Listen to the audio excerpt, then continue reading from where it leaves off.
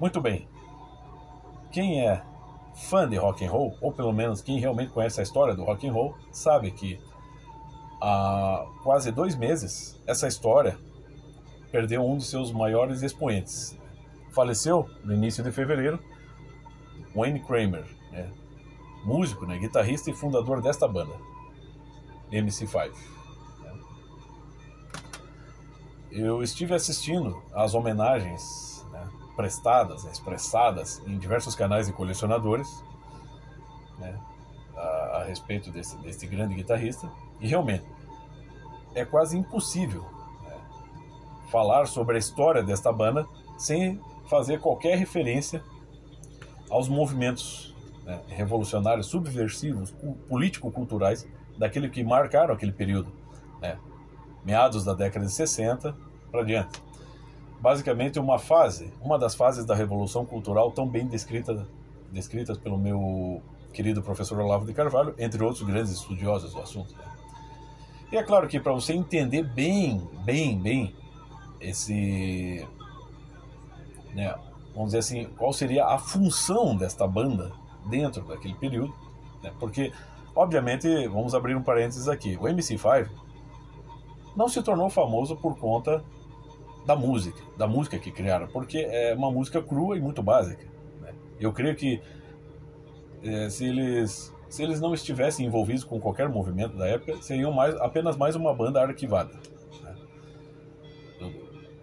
Vamos dizer, uma banda que já teria entrado para a história apenas como mais uma, né, mais uma moda passageira. Mas a questão é que os caras se engajaram e abriram um precedente para artistas dali por diante, né?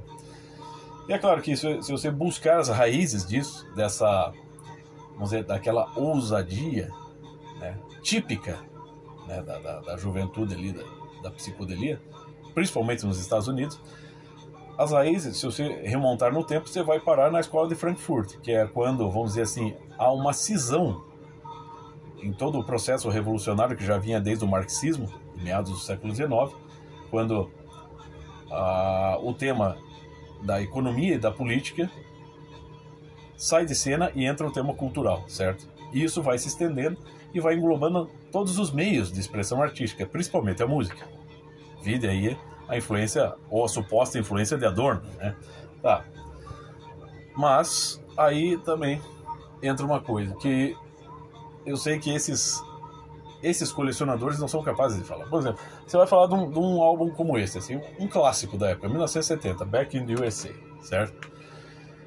Então, é óbvio que esse álbum, por mais legal que seja, eu gosto muito, é um clássico, né? Mas você percebe que a música ali, além de básica e crua, né, ela não está ali para, vamos dizer assim, para agradar os ouvidos, né, das pessoas, ou para, vamos dizer assim, não há melodias, vamos dizer, com exceção de uma ou duas faixas, não há grandes melodias. O que há é uma espécie de grito de revolta espiritual. Porém, eu duvido muito que esse grito de revolta espiritual, esse grito revolucionário subversivo, ele tenha saído tão espontaneamente, a plenos pulmões deles. Principalmente do vocalista ali, que era um dos mais radicais ali, né, do quinteto. Há que se mencionar o seguinte, e que os outros canais não mencionam, é que os caras não sabem falar para que serve, por exemplo. Esse álbum aqui é uma espécie de laboratório, entendeu? Muitos dos grandes artistas, dos grandes talentos da época, se tornaram verdadeiros, assim, eles são uma espécie de buchas de canhão para a Revolução. Vamos tentar aqui, se der certo, nós apostamos nisso. Como eu expliquei em outro vídeo, e isso está muito mais bem explicado em outros lugares, né? Eu só expliquei o básico. Bom, um capitalista, um empresário, dono da indústria fonográfica, dono de estúdios, né, por exemplo, ele está interessado em lucrar. E é obviamente que ele não estará interessado, um grande empresário não terá problemas em lançar bandas de protesto que lancem vamos dizer assim, mensagens subversivas que abalem a estrutura de toda a sociedade, desde que aquilo traga lucro para eles. Tá bom, trouxe lucro, tá valendo, né? E é claro que, né, naquele período, obviamente, que, né, o mundo era outro. Então é óbvio também que, sim, vamos dizer assim, lançar artistas que se expressavam radicalmente era um bom negócio. Porém, né, você precisava ir um pouco devagar.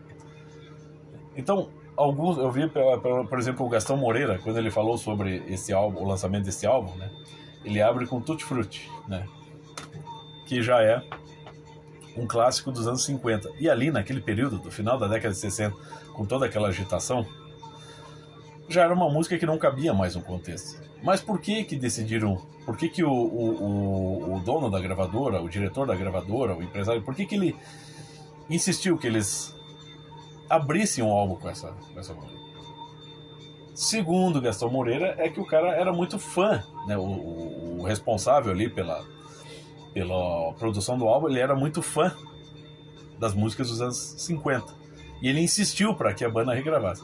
Mas se você olhar bem, se você conhece um pouco da história, você sabe que, na verdade, pelo menos é o que eu penso, é o que eu percebo, vamos dizer, é o meu ponto de vista, trata-se de você moderar o radicalismo, entendeu?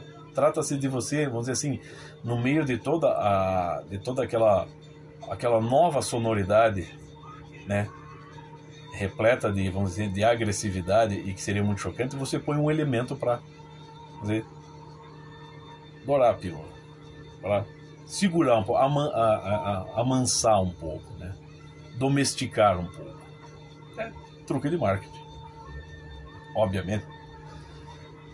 E é claro que, vamos dizer assim, como eu disse, como ocorreu com grande parte ali dos artistas da época e em grande escala com a juventude, a partir da influência de Timothy Leary, esse negócio todo das portas abrir as portas da percepção pelo uso de LSD e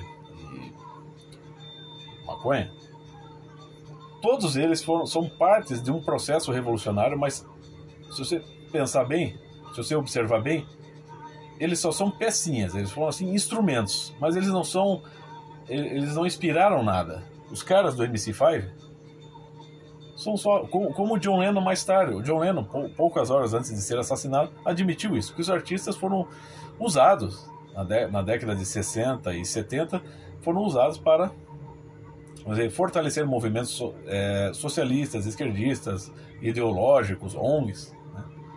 Ou seja, eles serviram de garoto propaganda sem perceberem, né?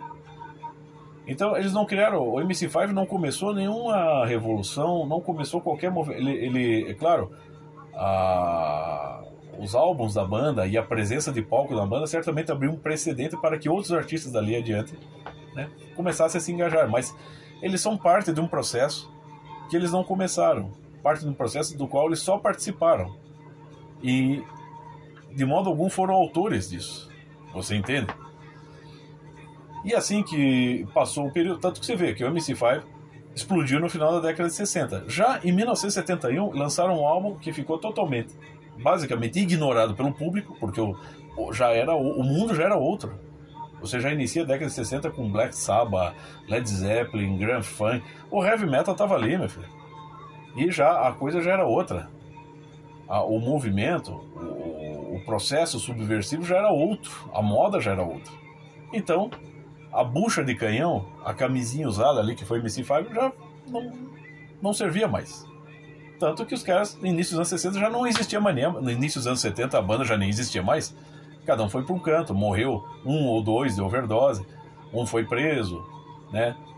Mais tarde você tem o vocalista, né?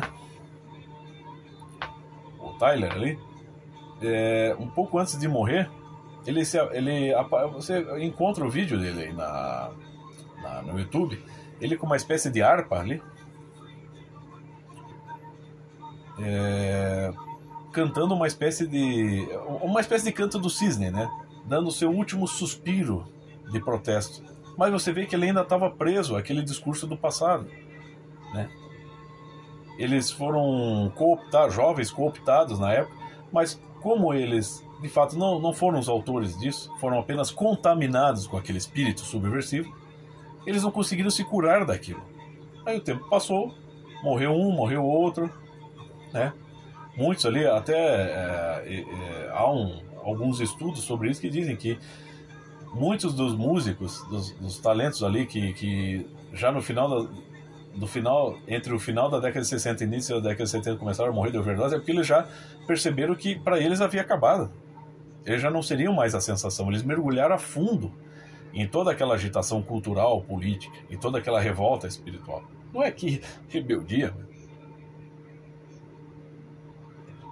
foram só grandes talentos. Eu sou super fã, Janis Joplin, Jim Morrison, Jimi Hendrix, Brian Jones, todos eles grandes, mas infelizmente, né, eles não resistiram ao impacto da mudança, porque eles são só pecinhas descartáveis de um processo revolucionário. Foram só isso, infelizmente. Tem um lado bom, preservou-se aí os álbuns, as músicas, e podemos apreciar isso, claro, muita coisa boa, mas estamos falando aqui de pessoas, de seres humanos, né, que infelizmente, né,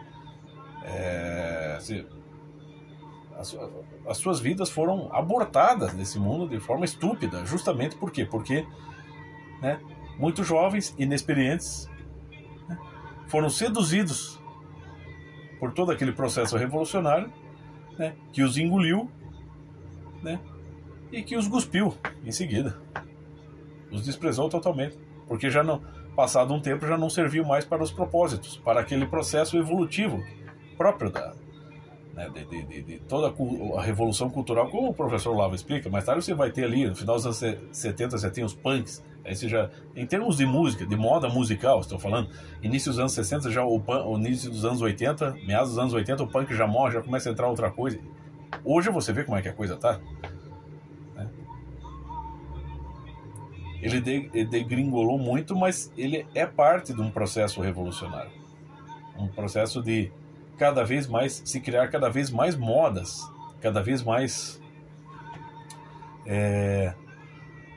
culturas alternativas, e as pessoas vão se identificando com essas culturas e acabam se tornando, vamos dizer assim, desencontradas consigo mesmo, como diria o Chico Buarque. Uma vez o professor Olavo, né, citou um trecho de uma canção do Chico Buarque, desencontrado, eu contesto a mim mesmo, quando o Rock in Rio, lá no início dos anos 2000, a Britney Spears cantando no palco, desce a bandeira americana, a bandeira, né, estadunidense atrás, é uma bandeirona, e as pessoas começam a vaiar ela. Ué, mas vocês querem assistir o artista norte-americano, mas não aceitam a bandeira ali? Então é óbvio que já vai se criando vai se, vamos dizer assim, à medida que passa o tempo e a juventude vai se prendendo a todas as modas que vão sendo criadas, né, ela vai, vamos dizer, amadurecendo cada vez mais tarde, se é que chega a amadurecer algum dia, por identificar-se com artistas. Você não precisa se identificar com nenhum desses artistas, você pode curtir as músicas, mas não precisa me identificar com eles. Se eu me identificar com eles, eu me desencontro, eu me perco, né? E poderia correr o risco existencial de ter o mesmo fim que muitos deles tiveram, com drogas, com a decadência espiritual. Então, é claro, esses caras também foram vítimas desse processo. E o próprio John Lennon admitiu isso. Então, para você entender um pouquinho, você tem isso aqui, ó, como a coisa se processou. Esse livro, eu farei um vídeo explicando um pouco desse livro aqui. É um livro recomendado pelo professor Olavo. É uma espécie de ejaculação precoce, muito bem escrito. Eu não teria escrito, né, um livro como este. Então, aqui, a escola de Frankfurt foi filha do fracasso. Em geral, o neomarxismo e o pós-marxismo foram consequência do fracasso do lado gramsciano do neomarxismo. E vale lembrar, Gramsci escrevendo na prisão. O primeiro, né, o neomarxismo, surgiu sobretudo do fracasso das revoluções do Ocidente. O segundo, né, pós-marxismo, mais tarde, surgiria do fracasso de continuar concebendo a luta revolucionária em termos de classes. Acontece que o fracasso desespera e obriga a reformular criticamente o que antes se concebia como certo. As redefinições estratégicas sempre provêm do fracasso. E aqui você vai ter, então, basicamente, o fundamento do que ocorreu no final da década de 60 e que envolveu os artistas, muitos dos artistas. Nesse sentido, não é uma casualidade que as universidades, e não as fábricas ou os campos, tenham se transformado nos anos 60 em espaços pseudo-revolucionários, alimentados principalmente pelos livros e pelas conferências de Herbert Marcuse. O líder do Comitê Geral Estudantil da Universidade Livre de Berlim disse à imprensa que Marcuse significa muito para nós. Ele é a base do que fazemos. E isso não está só nesses livros, esses grandes livros escritos. Você pode pegar na própria história do rock. Aqui, né? Isso aqui já é relíquia da história do rock. Então aqui, ó, sai o hip, entra o hippie, isto é, o hippie politizado. Qualquer que seja o seu significado ou o seu objetivo, os hippies emergiram no cenário norte-americano nos últimos 18 meses como uma subcultura totalmente nova. Últimos 18 meses naquele período.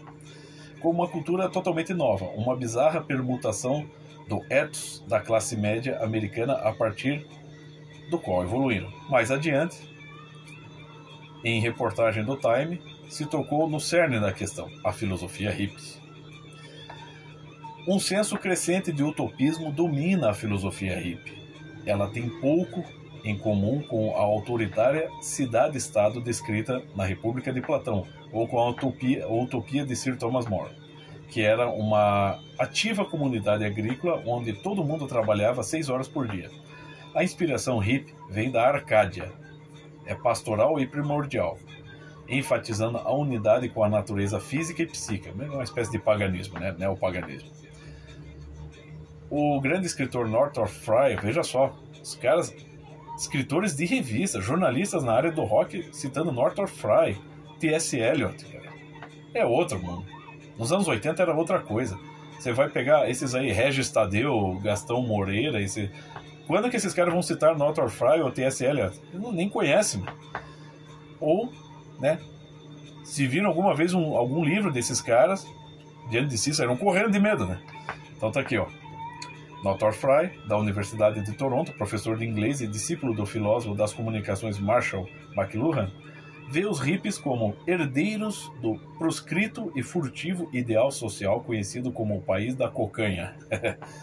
Uma terra de contos de fadas em que todos os desejos podem ser instantaneamente gratificados. E você vê que é um problema atual que ele está descrevendo. É o que acontece hoje, o imediatismo. As modas que se passam, as músicas que envelhecem rápido, né? Os filmes envelhecem rápido, toda moda, toda cultura envelhece rápido, e você tem a busca do imediatismo e da satisfação cada vez mais imediata, né? Cada vez mais urgente dos prazeres. Ou seja, você desvia as pessoas de uma verdade mais elevada e as, né, encaminha para uma verdade mais infernal, no sentido de inferior, da busca apenas da satisfação mundana. Então, para concluir, é o seguinte, eu sei que meu vídeo ficou longo e eu sou todo atrapalhado para explicar, mas se o MC5, na época, rasgava a bandeira americana diante da polícia, diante das autoridades públicas, é porque estas mesmas autoridades assim o permitiam. Porque quem lucra com isso, quem lucrou e quem lucra ainda com isso, são eles mesmos, e não os artistas.